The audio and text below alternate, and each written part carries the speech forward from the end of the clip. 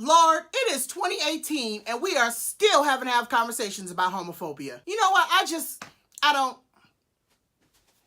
What's up, y'all? DoctorJonPaul here. And this week, Nipsey Hussle felt the need to put his homophobia on display. Oh, hell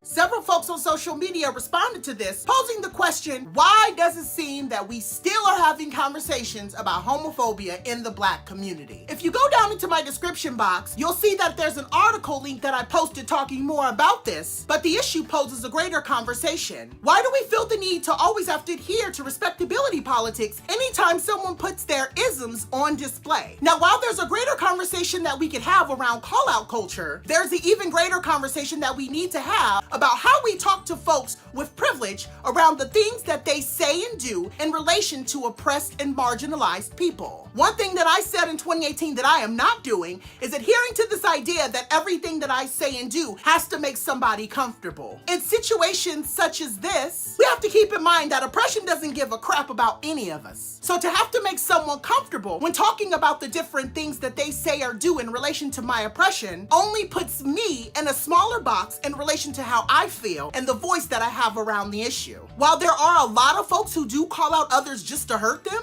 speaking for myself, the only way that I'm gonna get the freedom that I deserve is by speaking truth to power. If my truth to power offends you, then that's the work that you have to do for yourself. It is not my responsibility to make those with privilege comfortable around topics that affect me personally, specifically around topics that might affect my livelihood. So what's the point of this video? It's to challenge people with privilege, specifically folks with cisgender and straight privilege, to start calling out the folks who are doing things that are problematic. It's also the responsibility of those with privilege to start speaking up when we have issues that happen on social media. There are a lot of celebrities who are doing and saying things that are extremely problematic. And regardless of if you have a blue check next to your name on Twitter or not, you still have the responsibility to say, hey, what you're doing is affecting thousands of people. It's also important to remember that conversations around oppression are not supposed to be comfortable. So if someone is saying, hey, you're hurting my feelings as we're talking about this topic, That's my opinion!